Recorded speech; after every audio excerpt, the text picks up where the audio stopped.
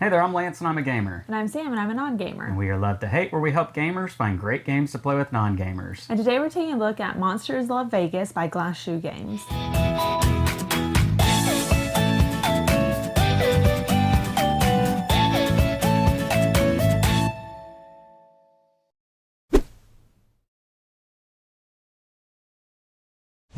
Monsters Love Vegas is a flip and write game in which you are going to play as an alien who is visiting Vegas for the first time, and you have a handful of poker chips and poker cards to wheel and deal and make trades throughout the course of this game, trying to find the most valuable trade on each turn. Let me show you how this one works down below, and then we'll come back and share our thoughts on it as a gamer and non-gamer. Alright, I have Monsters Love Vegas out on the table. Let me show you about this flip and write game. Now, I do want to make sure you understand everything you see here is prototype, the final artwork components, maybe even some of the rules might change once it's released from crowdfunding. That being said, let me show you what you have with this game. You're going to have 9 trading cards that are going to make up the central gameplay area, and these are double-sided, and you'll shuffle these up and flip them over, just randomizing the deck, and then arrange them in this 3x3 grid that you see here. You have 12 turn cards, and these are going to help you to keep track of what round in the game you're in, because the game does last 12 rounds. And then you have a number of goal cards in 3 different values. You've got 5-point, 4-point, and 3-point, and the copy I was given has 3 in each set here. Again, you'll want to check out the crowdfunding campaign page to see if this changes in any way, but for each game you will select one of each value and place it over here to the side of the board, and these are just sets that you are trying to fulfill by the end of the game. You also have some dry erase boards that are going to act as your player board. Each player will have one of these along with a dry erase marker, because again, this is a flip and write game. I'm going to set this kind of over here, half on screen, half off screen. Now, how a game works is everybody is going to be looking at this central play area, and you'll be flipping over one of these cards at the beginning of every round, and the yellow highlighted cards in this 3x3 grid are going to tell you which cards to flip over, because again, these cards are double-sided. So we'll go ahead and do that right now. And now we're ready to begin the round. Now, in a round, it's very simple. Each player will select one trade out of all the available options that you can see here to make for that turn, or they can just simply choose not to do a trade, but you'll want to probably do that very rarely. So let's take a look at what these cards have. Now, each card is going to have 3 trades on it. As you can see up here on the top, it says here that we can trade 2 of these bracelets or a poker card here for 3 stakes. Or we could do this trade down here, which is a bracelet or a poker chip for 2 stakes. The theme here, I didn't really explain that too well, did I? The theme here is that you are an alien and you're visiting Vegas, and all you have with you are 4 poker chips and 3 poker cards. That's what you start the game with, and you are trying to wheel and deal, making these trades, as you can see out here, to get premium items right here in this box, or basic items down here. Now, each of the premium items has its own special way to help you with scoring. Real quickly here, a magic rabbit is going to be transformed at the end of the game into 2 of the same basic type items down here. So magic rabbits helps you to fill up your basic items, which could be good in trying to complete these sets. And while we're on these sets here, I do want to make one point here that as you can see here, this one is asking you to get 2 sunglasses, a turntable, and 2 stakes. Take note of the 2 stakes here, because on this particular set, you need a suitcase, a Statue of Liberty, a stake, and a slot machine. If I'm going to try to complete both of these sets here, I need 3 stakes, not just 2, because 2 will be used on that one and a third will be used on that one. So you do have to get extra items for each different set here. The slot machines, those are going to be used to help you to score your basic items, 1 point for each one that you have. So let's say, for instance, that I have one slot machine, and let's say that I have 3 suitcases. Well, that one slot machine could be used to give me 3 points for these suitcases here.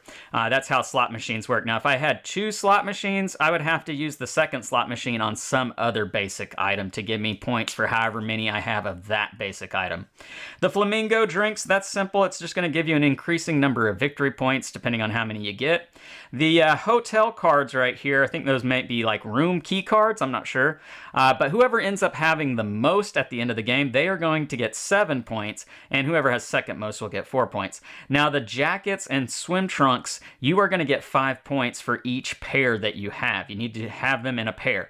And then lastly, the last way to get points in this game, you are going to get 1 point for basic pair of items. So for instance, I would get 1 point if I had 3 suitcases here. However, if I had 4 suitcases, I would get 2 points. So I think you get the idea there. Now, again, you'll be making one trade, keeping track of your trades here on your board. And if you were to trade one of your poker chips, let's say, you would just simply circle the next number down on this little thermometer gauge here. And then if you were to trade again, so let's say trading another poker chip, well, then obviously you would just circle the next number down. And I hope you get the idea with that. I did forget to mention you do get a number of victory points depending on how many poker cards and poker chips that you have remaining at the end of the game, noting that you could get negative if you have none of either of those. Anyhow, that's the gist of the game. It's very simple. You will flip over a new card after everybody has decided to either make a trade, or if they pass, which again, if you want to pass, you can, but you will lose 1 point for every time that you do pass, filling in one of these bubbles over here. So you do want to do that sparingly.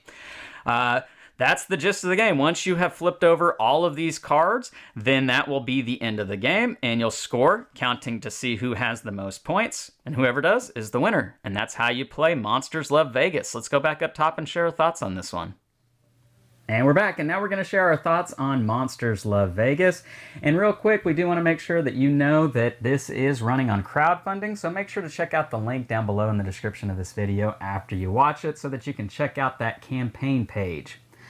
So Sam, this is a flippin' right. It's got a goofy kind of theme to it, right? We're aliens and we're trying to make these deals, trying to get different knickknacks and other things to try to get the most points, but you're never quite sure what cards are going to be out there for you to use on each turn.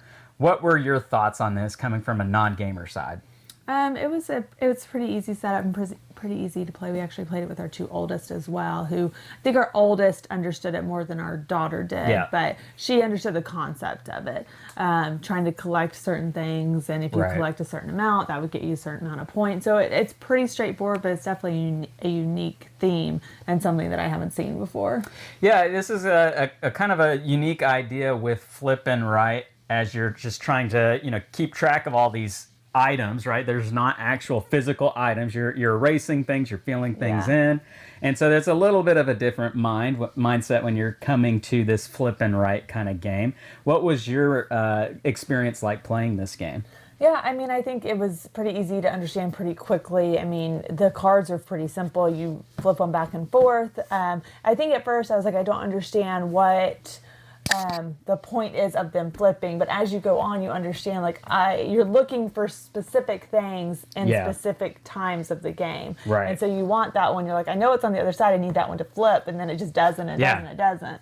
So there were several times in this game that I like to think of this game as hopes and wishes that ultimately end up with heartbreak, because there's several times whenever you're hoping that a card will flip, like you said, and maybe you've got like 2 or 3 turns left before the game is going to end, and you're like, I just need that one card to flip so I can make this one trade to finish this one thing that I'm trying to make sure happens, and then it doesn't flip, and it's like, And so there's some excitement with this game, especially towards the end of it. And you have to be able to kind of change your strategy up a little bit. Yeah.